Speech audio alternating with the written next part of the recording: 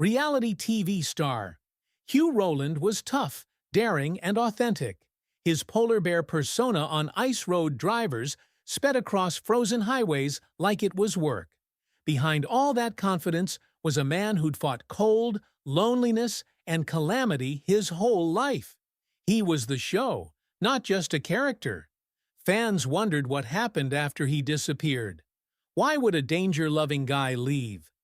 Hugh's story turned dark, with grief, sorrow, and a side of him the cameras never saw. We must go back to the beginning to grasp it. Fans called Hugh Roland the polar bear, one of the hardest truckers in the world. If you watched Ice Road Truckers on the History Channel, you probably saw him tackle some of the worst roads. Cold lakes, blizzards, and lonely routes in North America's north. Hugh's narrative began in Kelowna, British Columbia, before he became a reality TV celebrity. Born in 1957, he worked hard. At 6, he drove around his family's property. While other youngsters were learning to ride a bike, he was driving heavy machinery. A lifetime of handling big rigs and difficult projects began with that early hands-on experience. Grit molded his childhood. Cold winters, grueling hours, and learning to persevere were part of rural BC life. His work ethic was shaped by that environment. He jumped at the chance to haul supplies to isolated gold and diamond mines over ice roads. He was an adolescent when asked to deliver up north. Pay was better than anything he'd seen at that age. He agreed without hesitation. Hugh Roland wasn't thinking about fame or TV at 15. He drove a large truck in the Northwest Territories as a teenager, moving freight on Canada's most perilous highways. Ice roads, icy roadways that could break at any time. Roads that didn't care your age. But Roland was tough. He didn't give up because the job was hard or the weather was bad. Trucking was his passion, which kept him going. Roland's passion would place him on national television in 2007. Ice Road Truckers, the History Channel's reality show, sought drivers with authentic stories and steel nerves that year. Roland checked every box, but when they phoned him, he didn't believe it. He assumed a friend was teasing him. When does a TV network want to follow a trucker into the Arctic? Roland wasn't thrilled when they asked to record him driving to Yellowknife with his vehicles. He informed them that the routes were closed for the season and suggested they try again next year if they were serious. And they did. A year later, those producers were at his home, eager to begin. Then it hit him. This wasn't prank, it was real. Someone could jump at the chance to be on a hit show, but Roland never sought fame. Work was his priority, cameras or not. He hauled cargo and paid bills. His message was apparent from the start. He didn't want the film crew stopping him or tampering with his money. He didn't think anyone would observe trucks on freezing highways. He didn't like seeing drivers face harsh temperatures on desolate highways. The unedited mix of roughness, danger, and sheer survival captivated spectators once the cameras started rolling, proving him incorrect. Hugh said people didn't realize how serious the work was. Despite its wildness, the show didn't really convey the danger of risking your life. He dismissed the term cowboy because it wasn't about thrills. This was about ice respect. Just one mistake and someone won't come home.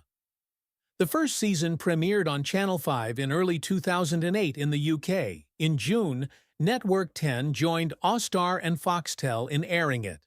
RTL 7 in the Netherlands carried it by fall. Later, Italy aired it on the History Channel in January 2010 as Gli Eroi del Ghiaccio, or Heroes of the Ice. The ratings were outrageous when it aired. 3.4 million viewers made it History Channel's biggest original hit in over a decade. Critics were all on it. Some called it gripping. Others were surprised by how deep the show went and how these weary, cold-blooded drivers kept going with only a steering wheel and a steel nerve. Hugh laughed at how the show portrayed them as danger seekers when it was life-or-death job. he got the appeal. The edge-of-your-seat tension kept spectators coming back. People were addicted to danger, he said.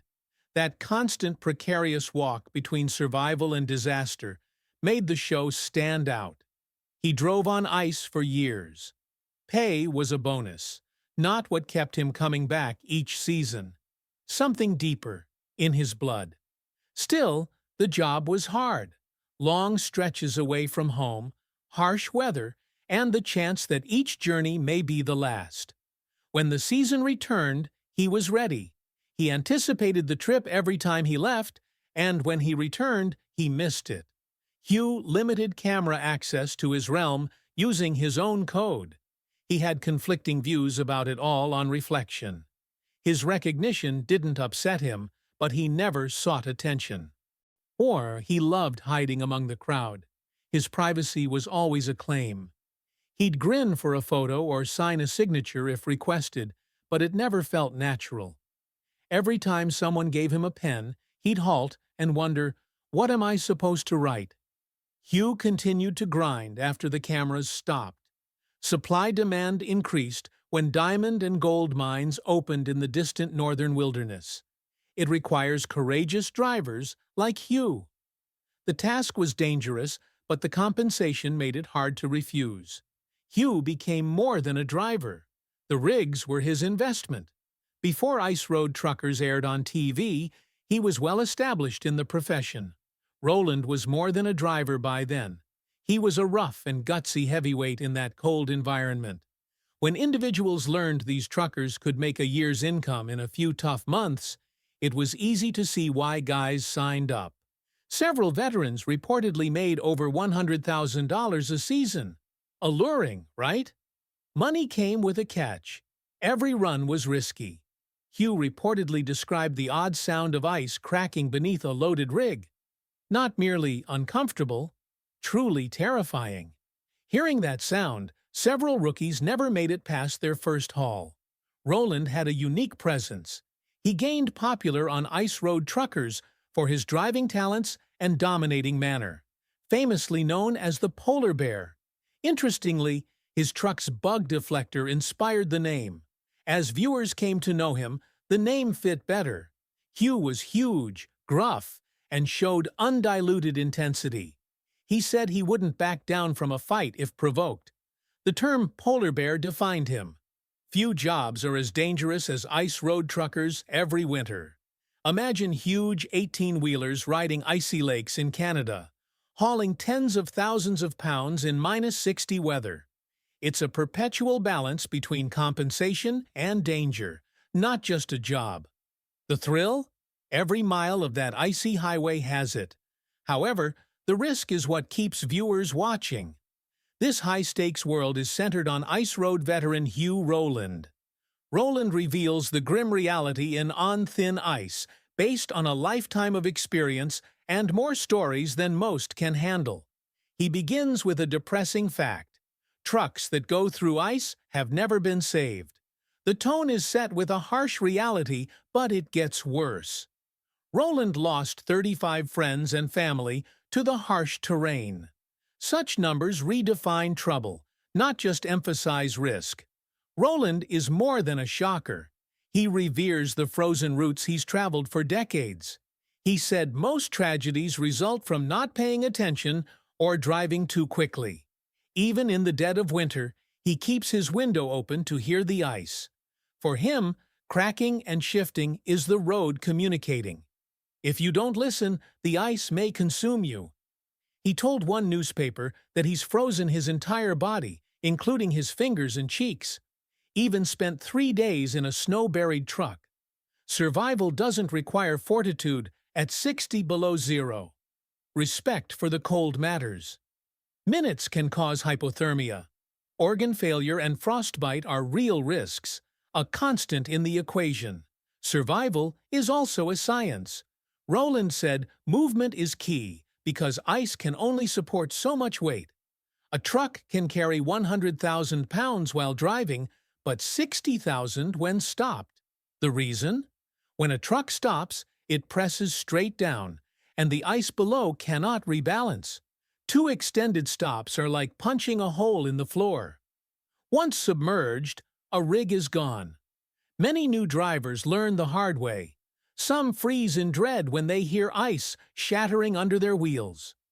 Roland says they must be taken from the lake and returned because indecision leads to calamity. His advice? Keep going. Always. When you stop, you risk everything. Roland disagreed with the show's emphasis on harsh competition. For him, it wasn't a driver brawl, just a job. A 24-hour grind to haul as many cargoes as possible before the roads closed for the season. Reality TV fans will expect this. The footage is edited to generate tension and a competitive environment. The broadcast showed victors and losers, but Roland said most drivers didn't care. Their purpose was simple: get it done, not pursue fame or imaginary awards. Maybe it's best they weren't racing. Driving large rigs across icy lakes and through whiteouts was enough for many drivers. Adding a true rivalry may have made matters worse. In terms of drama and dynamics, the early seasons had a predominantly male team. Lisa Kelly debuted in Season 3. Roland hypothesized that. He thought the executives hired her to spice things up and attract more viewers. While Roland occasionally acted like Lisa was still learning, the fact was different. Lisa hauled for Carlisle Transportation for years before appearing on television. She told David Letterman she'd been trucking for 7 years. Roland credited her with promoting the show in interviews. He stated the filmmakers were preparing her on camera to face the huge hauls and believed she'd be a good little trucker. Still, his tone occasionally suggested he thought her main duty was more about drawing viewers than being a serious trucker. Lisa showed differently by driving the same severe roads as the others, and even starring in the spin-off Deadliest Roads, driving dangerous routes throughout India and South America. She dispelled any doubts. Roland had to overcome obstacles on the show.